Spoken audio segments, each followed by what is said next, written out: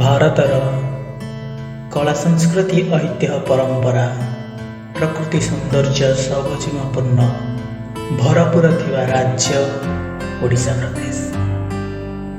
ଏହାର ଦକ୍ଷିଣରେ ଆନ୍ଧ୍ରପ୍ରଦେଶ, ପଶ୍ଚିମରେ ଛତିଶଗଡ଼, ଉତ୍ତରରେ ଝାଡ଼ଖଣ୍ଡ ଓ ପଶ୍ଚିମରେ ବଙ୍ଗୋପସାଗର ଅବସ୍ଥିତ। ଏହାକୁ ମନ୍ଦିର ମାଳିନୀ ସଂସ୍କୃତି ପରିପୂର୍ଣ୍ଣ ରାଜ୍ୟ ନାମରେ ମଧ୍ୟ ପରିଚିତ। ଇଂରେଜୀ ଶାସନ ସମୟ ବେଳକୁ 1936 ମସିହାରେ ଏହାର ପୁନର୍ଗଠନ ହୋଇଥିଲା। ଏପ୍ରିଲ 1 ତାରିଖରେ ଏହାକୁ ଉତ୍କଳ ଦିବସ ରୂପେ ମଧ୍ୟ ପାଳନ କରାଯାଏ।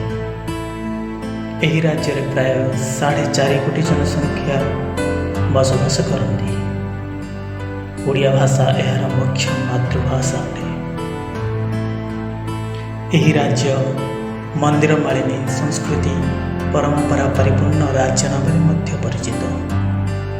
ମନ୍ଦିର ମାଳିନୀ ସହର ଭୁବନେଶ୍ୱର ଏହାର ରାଜଧାନୀ ଅଟେ।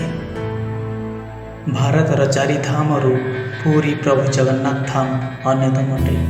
ଏହା ପ୍ରଭୁ ଜଗନ୍ନାଥଙ୍କର ରଥଯାତ୍ରା ଲାଗି ବିଶ୍ୱବିଖ୍ୟାତ। ଓଡ଼ିଶାରେ ମୁଖ୍ୟତଃ ଧାନ ଚାଷ ଏହାର ପ୍ରଧାନ ଚାଷ। ଏସିଆ ମହାଦେଶ ସର୍ବବୃହତ ଲବଣାହ୍ରଦ ଚିଲିକା ଏହାର ରାଜ୍ୟରେ ଅବସ୍ଥିତ। ଓଡ଼ିଶାରେ ସର୍ବବୃହତ ପର୍ଯ୍ୟଟନ ସ୍ଥଳୀ ମଧ୍ୟ ରହିଛି। ନନ୍ଦନକାନନ, ପୁରୀ, କୋଣାର୍କ, ଖଣ୍ଡଗିରି, ଲିଙ୍ଗରାଜ, ସମଲେଶ୍ୱର, ତାରାତାରିଣୀ ଆଦି ପ୍ରଭୃତି ମୁଖ୍ୟ ପର୍ଯ୍ୟଟନ ସ୍ଥଳୀ ଅଛି।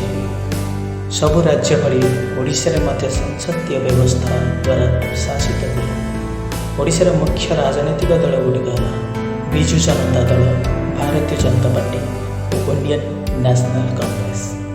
ସମସ୍ତ କ୍ଷେତ୍ରରେ ପରିପୂର୍ଣ୍ଣ ଥିବା ଓଡ଼ିଶା ସତରେ କୌଣସି ରାଜ୍ୟଠାରୁ କମ୍ ନୁହେଁ।